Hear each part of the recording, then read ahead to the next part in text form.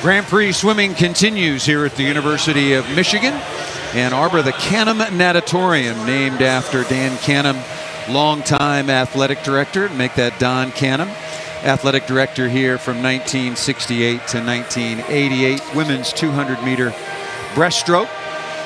The athletes coming out on the deck right now and leading the way.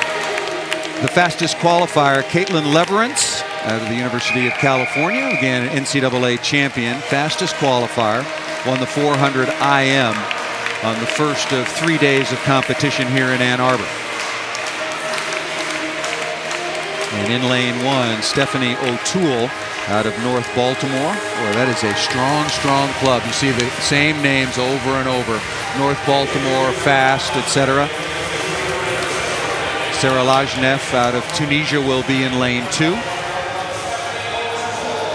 Ramitra Devaraskite, Southern Methodist University. And Lithuania will be in lane three. And there is Leverance. And next to her will be Ariana Kukors. And mentioning one club after another, fast swim team. Annie Shu will be in lane six. Fastest time 2:29.06. Swims for Asphalt Green. That's kind of oxymoronic, but it's in New York City, so you got to find some green wherever you can. Stina Gardell out of Sweden will be in lane seven. And Alindra Roybal will be in lane eight. That's your field. The final, the women's 200-meter breaststroke. There is Caitlin Leverance. She was third at the recent NCAA championships. As you mentioned, Paul, she won the 400 IM yesterday. Helped the Cal Bears to win that NCAA title, the second for Coach Terry McKeever, who, by the way, is the head Olympic coach for the women in 2012. First time that's ever happened in history. A woman has been head coach. Our Kukors, who's the world record holder in the 200 IM, also world champ. Underway, 4 lengths of the pool, women's final 200-meter breast. You mentioned the NCAA championship for Leverance. If I'm not mistaken, that's at 25 yards. How big an adjustment for Leverance stepping up now to the 50-meter pool and the difference therein? Well, it's a big adjustment because what those college swimmers were doing were they were swimming yards ever since, well, the end of August, beginning of September. So that transition to meters is much tougher. You don't have as many walls, you don't have as many turns. You've got to work a lot more on your stroke, your technique. But I think Leverance, for example, is much better long course because she's not quite as good on the turns as some of the other swimmers on the collegiate level. She just gets really nice tempo in long course, and that's really helped her. And she's very good on the legs.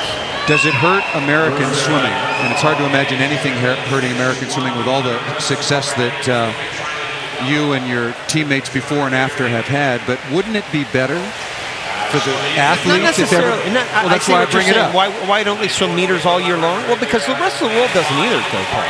I mean, the rest of the world swims 25 meters the same time period, from September to March or April. The rest of the world is swimming short course. They're just swimming short course meters instead of short course yards. Zhu in lane six, your leader after 100 meters. That's Annie Zhu out of New York City. Coached by new coach at Asphalt Green, as mentioned, Rachel Stratton, who's done such a nice job there at Asphalt Green. Also coaches Leah Neal. About a length and a half remaining in this women's final 200-meter breast. And the only 50-meter pool in Manhattan is Asphalt Green, and Zhu's doing a really nice job. But you know, Leverance has great closing speed. You see her right there with that silver cap. Just really nice breast tempo. And Leverance turned first through 150 meters. She disturbs so little water out front. She lets her legs do the work. You can see very little splash out front. That kick does the work. And you see just the pressure she puts on her feet. Kind of snaps those feet together. Zhu's starting to fall back just a little bit. Here comes Kukors right there. Ariana Kukors, you really see the difference in how much water they displace and how clean Leverance is with Kukors right next to her.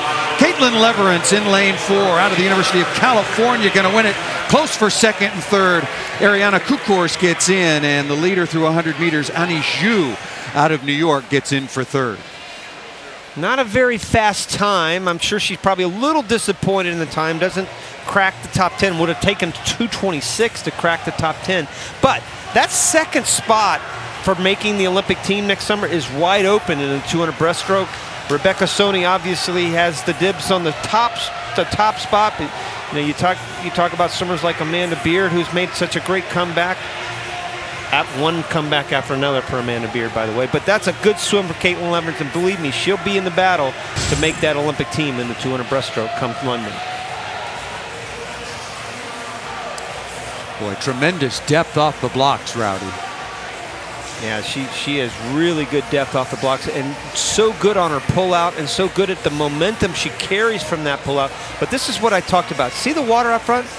Very little splash. She just, the good point about her, she doesn't let her arms get in the way. She really takes advantage of that nice long streamline. Everything's out of the kick. You're not as aggressive on each pull in the 200 as you are in the 100. You've got to really let that kick do the work in the 200. When she goes underwater, almost disappears completely. You just can't even tell that there's a swimmer there if you didn't know it. That is very, very smooth and efficient swimming. It's a beautiful stroke. Caitlin Leverance, and a beautiful swim. Caitlin, congratulations first and foremost. Just coming off the NCAA championship, swimming at 25 yards. How about the adjustment to this big pool? It's a little different, definitely. It's been a long time since I've swum long course, it feels like.